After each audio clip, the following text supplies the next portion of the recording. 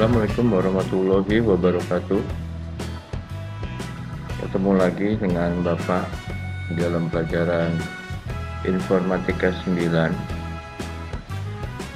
Untuk pertemuan minggu ini kita masuk ke KD 31, yaitu mengenal fitur lanjut browser. Mari kita mulai pertemuan kali ini.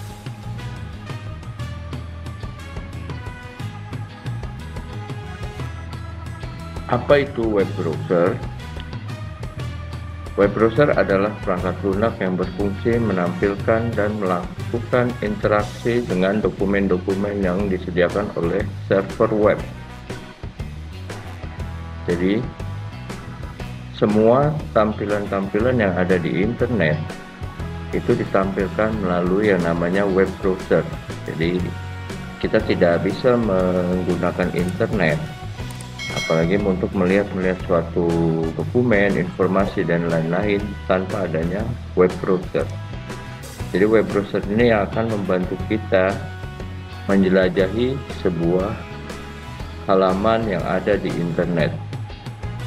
Contoh seperti Facebook atau Google atau website-website lain yang ada di internet. Nah, dalam pertemuan ini apa saja yang akan kita bahas di pertemuan pertama ini? Ya, ini ada beberapa yang akan kita bahas ke depan. Tapi untuk pertemuan ini kita hanya membahas 3 saja, yaitu fungsi web browser, manfaat web browser, dan format penulisan URL dan nama domain. Kita masuk ke fungsi web browser.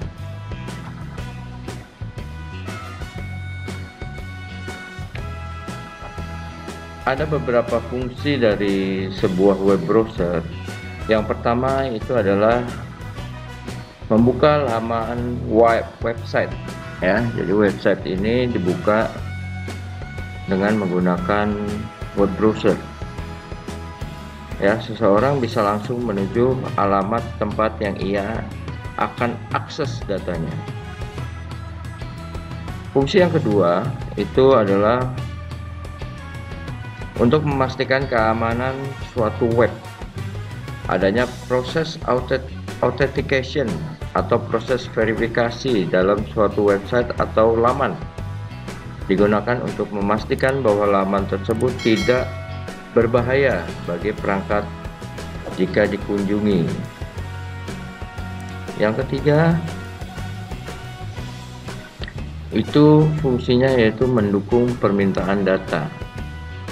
Untuk mendukung permintaan data yang dibutuhkan oleh pengguna yang dikenal dengan istilah requesting supporting data item. Jadi web browser ini mendukung apa yang kita inginkan, apa yang kita mau bisa diterjemahkan oleh si web browser. Fungsi yang keempat yaitu mengumpulkan data dan memaksimalkan tampilan. Web browser juga berfungsi mengumpulkan sebuah data pada suatu website, termasuk efek yang ada di dalamnya sehingga laman web tersebut dapat ditampilkan dengan lebih baik dan maksimal.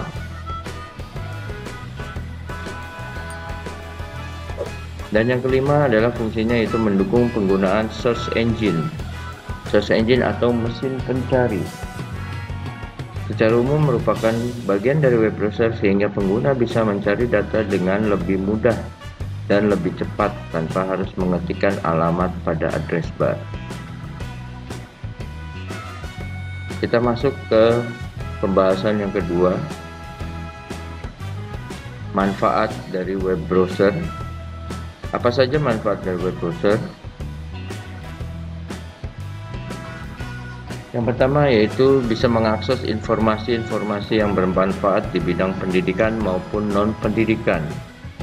Jadi kita bisa mencari informasi apapun di internet dengan menggunakan web browser. Karena web browser ini adalah alat yang menerjemahkan halaman-halaman web yang ada, halaman-halaman yang ada di internet, sehingga menjadi tampilan yang kita lihat di komputer ataupun di handphone kita. Manfaat yang kedua yaitu dapat mempermudah kita dalam mengakses informasi dari media-media seperti situs, blog, gambar, video, audio, dan lain-lain. Yang ketiga, bisa digunakan sebagai untuk berjejaring sosial, misalnya melalui Facebook, Twitter, Instagram, Google+, dan lain-lain. Yang keempat, dapat menyimpan file-file yang kita cari ketika menjelajahi internet. Kita juga bisa membookmark situs yang dianggap penting. Ya, bookmark itu kita menandai, kita bikin favorit. Jadi kita tidak perlu ngetik, kita hanya cari di daftar bookmark. Sehingga website yang pernah kita bookmark, kita tidak usah pusing-pusing lagi untuk mengetik. Lanjut, yang kelima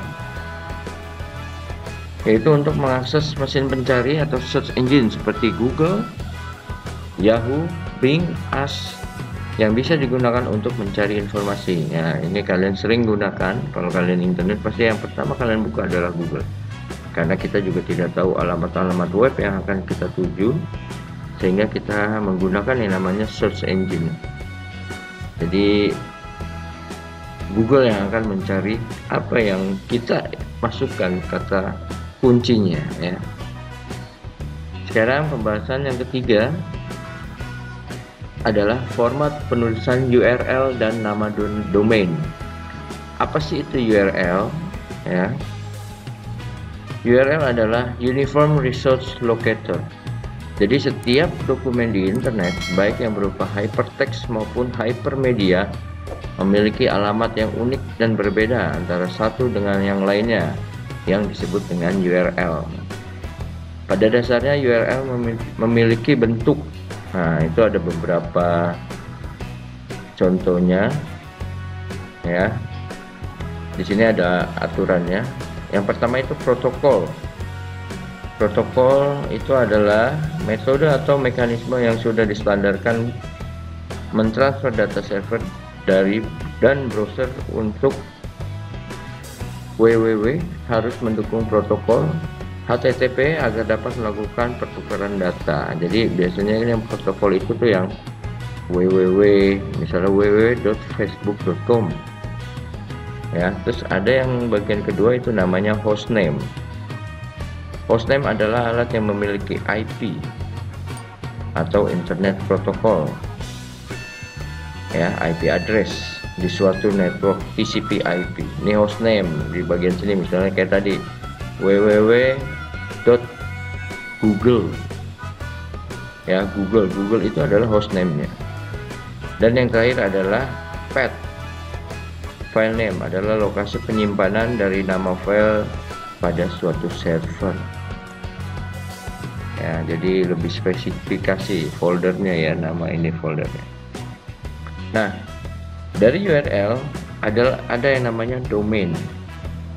Ya, domain merupakan definisi dari alamat internet yang merujuk ke sebuah negara seperti, ya, lembaga komersial maupun pemerintah yang menggunakan website tersebut. Contoh di situ adalah java.net.id. Nama domainnya berarti yang mana? Ya, Java itu untuk nama perusahaannya. Misalnya net itu perusahaan penyedia jasa internet atau ISP, Internet Service Provider, dan ID adalah lokasi perusahaan yang berada di Indonesia. Karena Indonesia itu kodenya ID.